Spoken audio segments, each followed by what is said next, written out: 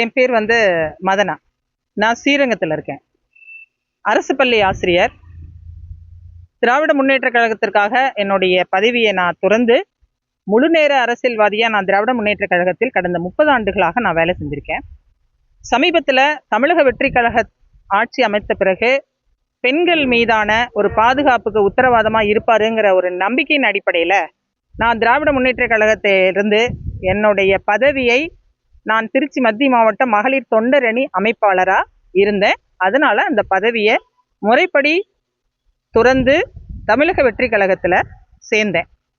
இந்த சேர்ந்துட்டேன், தமிழக வெற்றி கழகத்தில் சேர்ந்துட்டேன், திமுக விட்டுட்டு நான் போயிட்டேன் அப்படிங்கிறதுக்காக தமிழகத்தில் பல்வேறு பகுதியில், அதாவது சென்னை தாம்பரத்தை சேர்ந்த ராஜலிங்கம், சென்னை தாம்பரத்தை சேர்ந்த இந்த ராஜலிங்கம் அப்படிங்கிறவரும், ஐடி விங்கை சேர்ந்த கருத்து கண்ணாயிரம், ஐடி விங்கை சேர்ந்த கருத்து கண்ணாயிரம் அப்படிங்கிற ஒரு ஐடி விங்கை சேர்ந்த ஒரு ஐடியில இருந்தோம், திருச்சி திராவிடன் அப்படிங்கிற ஒரு ஐடியில இருந்தோம், ராதாகிருஷ்ணன், அந்த எல்லாமே இங்க வந்து ஆதாரத்தோட நான் வந்து பின் பண்ணியிருக்கேன்.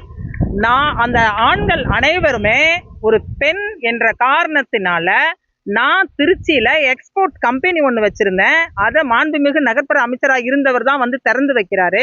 சட்டமன்ற உறுப்பினர்கள் எல்லாருமே வந்து திறந்து வச்சு நான் ஒரு எக்ஸ்போர்ட் கம்பெனி நடத்தினதை காழ்ப்புணர்ச்சினால என் பேர்ல அவதூறு பரப்பணும், நான் எங்க எம்எல்ஏ சீட்டு கேட்டுட்டு முன்னாடி போயிட்டேன்னா என்ன பண்றதுங்கிற ஒரு காழ்ப்புணர்ச்சினால அந்த இடத்துல நான் தவறான தொழில், அதாவது ஸ்பானா என்னன்னு கூட தெரியாத ஒரு ஆசிரியரா இருந்தும் கூட என்ன அந்த மாதிரி நான் வச்சு நடத்தினேங்கிற மிகப்பெரிய ஒரு அவதூறான ஒரு குற்றச்சாட்டை ஏன் முகநூல்ல இருக்கிற முகத்தை போட்டோவையும் போட்டு பப்ளிக்கா ஒரு ஐடியில இருக்கிற நான்கு ஆண்கள், இதுல பெண்களும் இருக்கிறாங்க. நான் அவங்களை எல்லாம் இந்த வழக்குல நான் சேர்க்கல. ஏன்னா பெண்கள் மீது எனக்கு இருக்கிற மரியாதை, நான் பெண்ணுரிமைக்காக போராடக்கூடிய ஒரு போராளியாக இந்த சமுதாயத்துல என்னுடைய 35 வருட வாழ்க்கையை நான் நிறைவு செய்திருக்கிறேன். யார்கிட்ட வேணாலும் கேட்டு பார்க்கலாம்.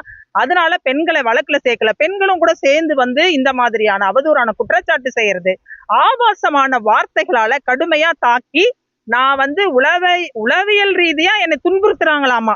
அந்த மாதிரியான மிரட்டல்கள், கொலை மிரட்டல் கூட சில பேர் நீங்க இருந்துருவீங்களா, தாவைக்காவுக்கு போயிடுவீங்களா, பாத்துக்கலாம், இப்படியெல்லாம் சொன்னதுனாலதான் நான் தாவைக்கால போய் சேர்ந்தனே. அதனால நான் இந்த நேரத்துல திராவிட முன்னேற்ற கழகத்தினுடைய தலைமைக்கு ஒரு வேண்டுகோளை வைக்கிறேன்.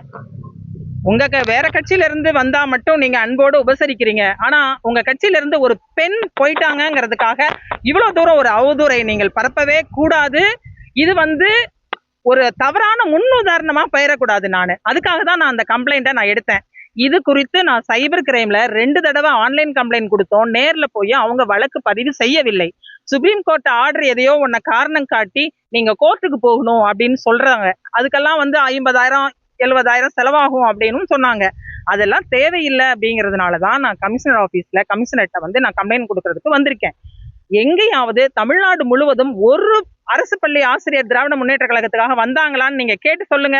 நீங்க என்ன சொன்னாலும் நான் கட்டுப்படுறேன். 33 வருஷம் உங்க கட்சிக்காக உழைச்சிருக்கேன்.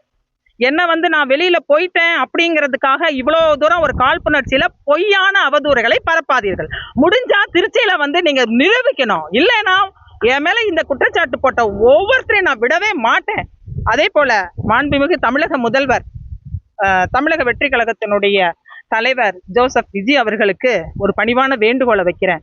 உங்களுடைய ஆட்சியில் பெண்களுக்கான பாதுகாப்பை நீங்கள் உறுதிப்படுத்த வேண்டும். நீங்கள் கூறியபடி நீங்கள் பெண்களுக்கான உரிமையை பாதுகாப்புக்கும் குழந்தை நலனுக்கும் நீங்கள் உத்தரவாதம் அளித்தபடியால் நான் திமுகவிலிருந்து உங்கள் கட்சியில் வந்து நான் சேர்ந்திருக்கேன்.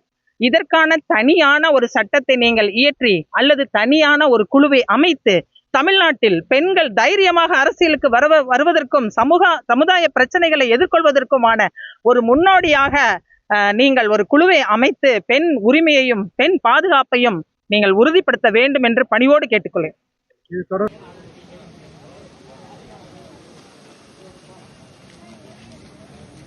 அப்படியே போயிருங்க.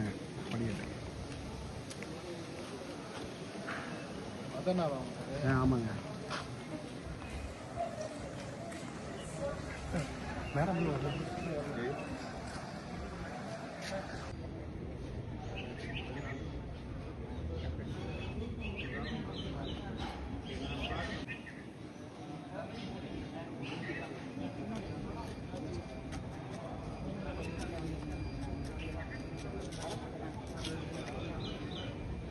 பின்னாடி நிக்கிற மாதிரி எடுங்க.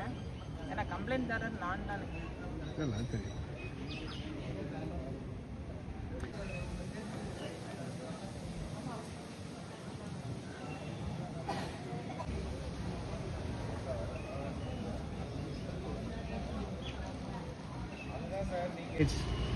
நெக்ஸ்ட் பேஜ் டிசி வராங்க.